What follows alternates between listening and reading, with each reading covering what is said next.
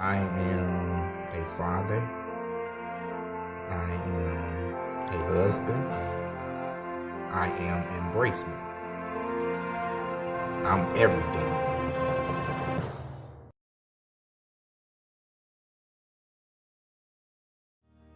My fondest memories about Rockford Housing Authority was growing up in Fairgrounds.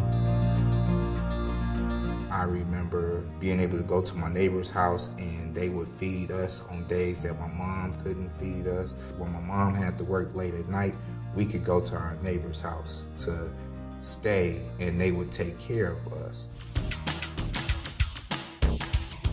I grew up in single-parent household. I grew up in gang violence. I grew up in street violence. I dropped out of high school. I also became a teenage father. Having my first child made me decide on really changing my life around. It made me decide, do I really want to have a child and have them grow up the way I grew up, or do I want to have them grow up differently? The resident is not feeling like I've made it when they show up at a public housing site. They know it's a step.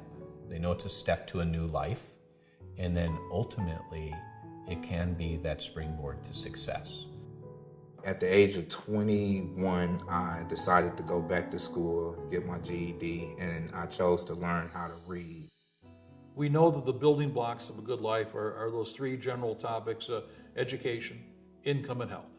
That was a difficult point for me because I never really let people know that I really couldn't read and write. I knew how to kind of work my way around the system good enough to really have people not notice that about me.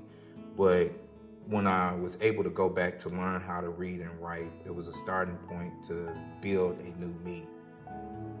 There's a thing called the tyranny of the zip code.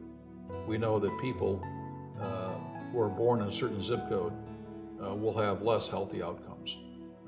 There is some belief that you can actually predict a person's health and longevity and educational achievement by simply looking at the zip code in which they were born. I graduated from college with a 3.8 GPA. I graduated with a bachelor's degree in criminal justice, also a bachelor's degree in human services. One of the things that people had always told me, oh, well, you're just gonna be a gangbanger, you're just gonna be nothing, you're gonna be just a street person your whole life. People want to improve their lives. Very few people really want to stay and live in poverty, want to stay and live in pain, want to stay and live in disease and lack of education. I embrace the mistakes that I've made because those mistakes make me who I am, but it never defined me as who I was. I was always defined by how my mom told me to grow up in life. I was defined by how my neighbors treated us in the community, which I'm fond of telling people. Fairgrounds taught me the respect to have for people. What can we do to help them advance by improving their job skills and improving their hireability? And I think that when you're looking at housing authority residents, it's the same thing. You're working with individuals who are a work in progress.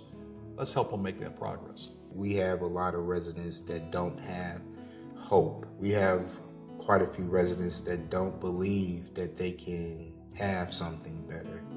We came together understanding that our needs are similar, and then we came together understanding that our fears are similar, and we come together understanding that our views of success are very similar.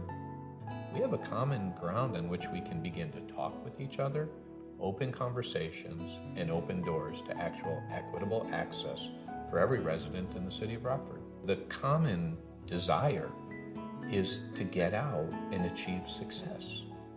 A lot of people tend to fall into self-defeat, but I want to encourage people that yes, you can do it. I like to show people the best in life. You can start with one thing and build hope off of that one single thing and move from there. I believe that people need to take that right and say, look, I'm changing every stereotype that people expect of me, and I'm going to do what I expect of myself.